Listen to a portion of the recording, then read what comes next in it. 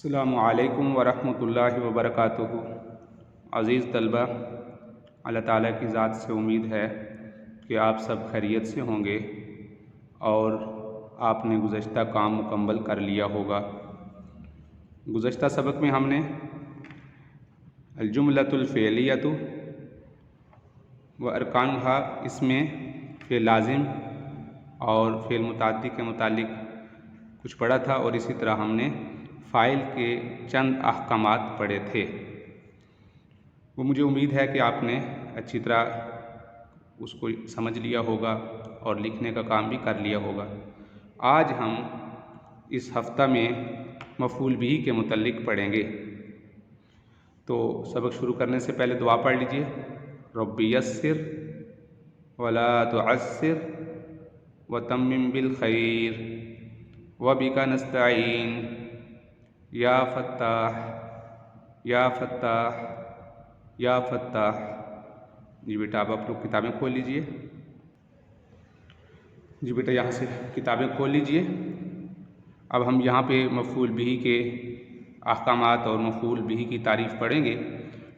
اسی سے متعلق ہم گزشتہ صفحات میں یہاں اسم فاعل کے احکامات پڑھ چکے ہیں، اور اسی طرح آج ہم اپنے اس سبق میں مفعول بہ کی تعریف اور احکامات پڑھیں گے۔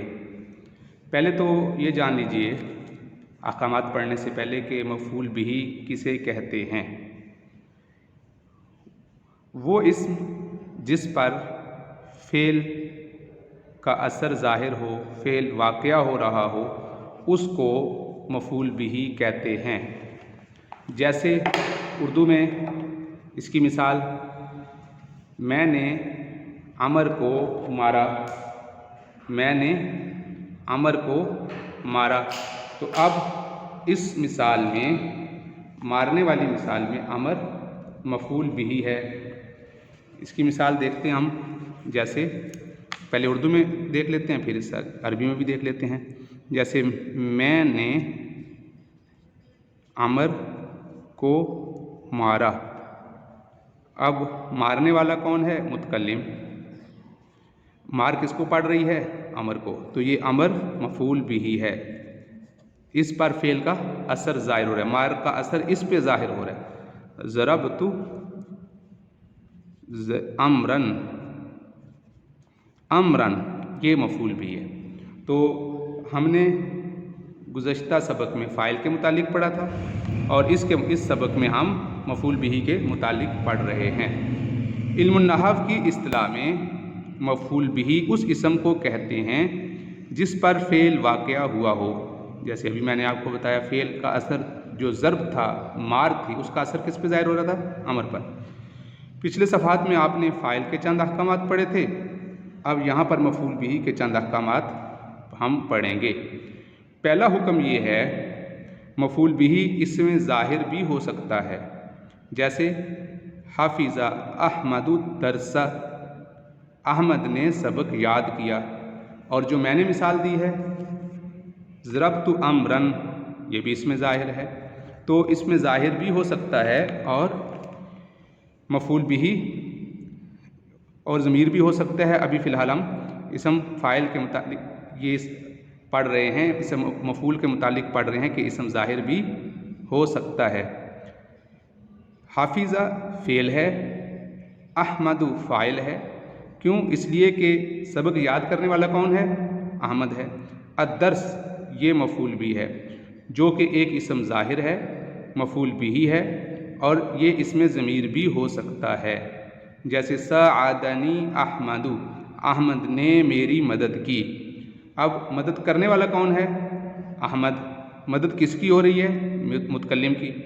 تو اب یہاں دیکھیے کہ یہ جو یا ہے یہ ضمیر ہے، اور ضمیر بھی کون سی ہے؟ متصل۔ متصل کا کیا مطلب ہوتا ہے؟ جو مل کر آتی ہے۔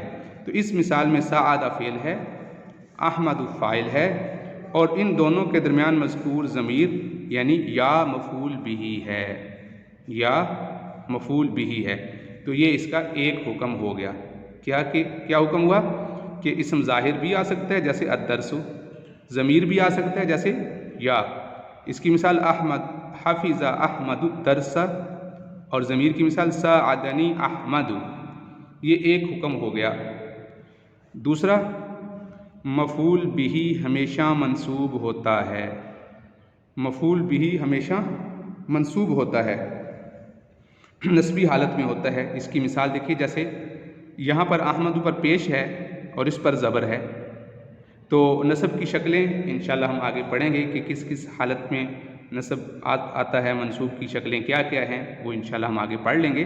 لیکن یہاں پر صرف اتنا ہی آپ یاد رکھیں کہ جو اس میں ظاہر اس شکل میں ہوگا، جیسے احمد ہے، ابھی جیسے اسم فاعل احمد ہے اور اسم مفعول الدرس، اس کے اوپر زبر ہے، یا جیسے میں نے مثال دی آپ کو، یہ دیکھیے ضربت امرن، یہاں پر امر کے آخر میں دیکھیں فتح زبر آئی ہے تنوین کے ساتھ، اور یہاں الدرس پر تنوین نہیں ہے، اس لیے کہ اس کے شروع میں الف لام ہے۔ تو یہ ایک اس کی مستقل علامت کی ہو گئی کہ مفعول بہ کا حکم یہ ہوگا کہ یہ ہمیشہ منصوب ہوتا ہے۔ اور پہلا حکم کیا ہو گیا؟ پہلا حکم یہ ہوا کہ اس میں ظاہر بھی آ سکتا ہے اور اس میں ضمیر بھی آ سکتا ہے، تو یہ دو حکم ہو گئے۔ تیسرا حکم یہ ہے کہ جملہ میں مفعول بہ عموماً فاعل کے بعد مذکور ہوتا ہے۔ عموماً کا مطلب عام طور پہ، زیادہ تر، ہاں البتہ کبھی فاعل سے پہلے بھی مذکور ہوتا ہے۔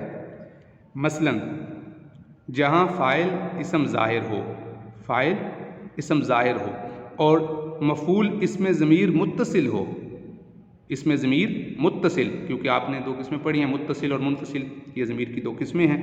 ایسی صورت میں مفعول بہ فاعل سے مقدم ہوتا ہے، جیسے ساعدنی احمد، یہاں بھی دیکھیے ساعدنی احمد، احمد نے میری مدد کی۔ اب اس میں آپ فاعل بتائیے کون سا ہے؟ ساعدنی احمد میں فاعل کون ہے؟ مدد کرنے والا کون ہے؟ جی بالکل درست، احمد یہ مدد کرنے والا ہے۔ کس کی مدد کی جا رہی ہے؟ متکلم کی۔ تو یہ یا ضمیر ہے جو کس کے ساتھ ملی ہوئی ہے؟ یہ فعل کے ساتھ ملی ہوئی ہے۔ کس کے واسطے سے؟ بیچ میں نون کا ذکر کیا گیا ہے، تو یا ضمیر مفعول بہ واقعہ ہو رہی ہے جو فاعل یعنی احمد سے مقدم ہے، اس سے احمد فاعل سے پہلے ہے۔ تو یہی ذکر کیا گیا ہے تیسرا حکم کہ مفعول بہ کبھی کبھار فاعل سے پہلے بھی آ جاتا ہے۔ تو یہ بیٹا تین حکم ہو گئے۔ پہلا حکم تو یہ کہ اس میں ظاہر بھی ہو سکتا ہے، اس میں ضمیر بھی ہو سکتا ہے۔ دوسرا حکم ہمیشہ منصوب ہوتا ہے، اور تیسرا حکم عمومی طور پہ فاعل کے بعد آتا ہے۔ اگر فاعل کے بعد، اگر فاعل اس کے بعد آ جائے تو اس کی ایک مثال جیسے ذکر کی ہے ساعدنی احمد، لیکن یہ کبھی کبھار ایسا ہوتا ہے۔